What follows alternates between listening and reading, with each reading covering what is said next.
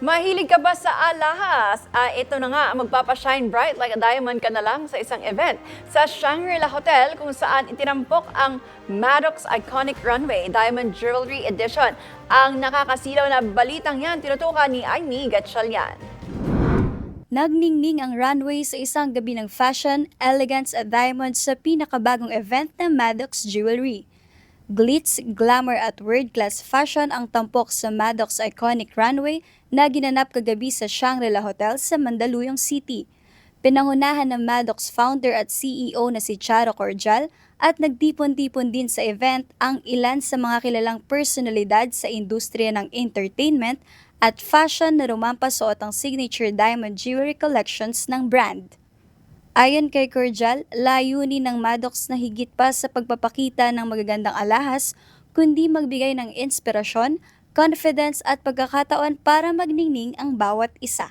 Na kaya pala namin bilhin siya, na hindi lang siya pang millions, pang mga alta, so all Filipina can afford.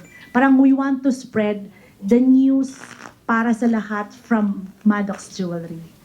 Bukod sa runway, naging espesyal din ang gabi sa paglahok ng mga kilalang celebrities na ibinahagi ang kanilang karanasan sa fashion show. Siyempre, isang honor na makakasama ako dito sa event ng Maddox kasi ngayon lang ako nag-ramp. Hindi naman ako sanay sa modeling. Siyempre, action star kami, tayo.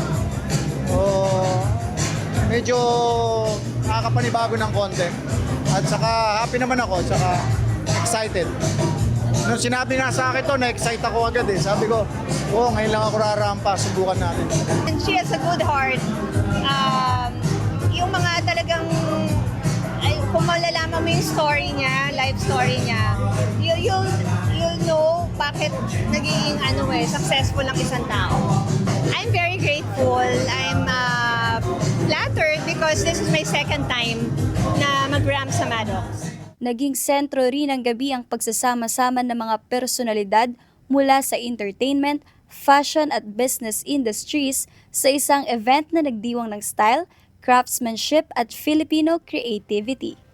Mula sa Shangri-La Hotel, ako si Aimee Gatchalian para sa DA TV News. Maraming salamat sa iyo, Aimee Gatchalian.